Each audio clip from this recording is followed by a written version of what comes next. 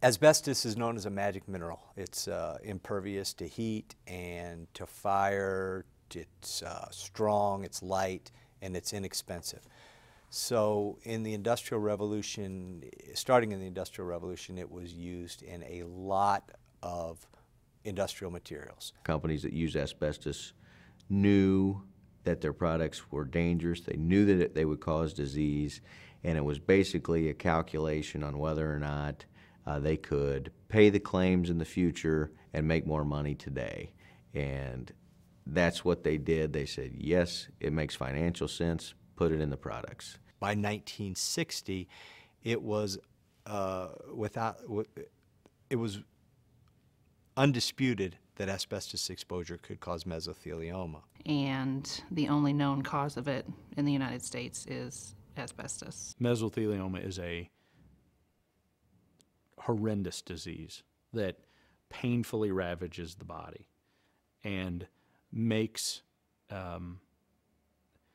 some of the strongest men I have ever met into shadows of their former self.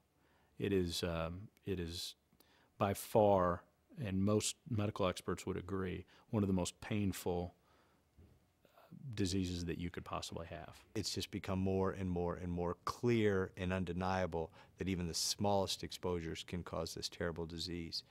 And then there's another track of the history that shows corporations, companies who made a lot of money making asbestos-containing products, covering up the dangers. Anywhere that someone has been diagnosed with mesothelioma, we can help that person. We will go to their house, we will meet with you, we will talk about your different medical options and treatment, we will talk about the different kinds of support services that your family might need while they're going through this time. It could be the husband, it could be the wife, sometimes it's a child.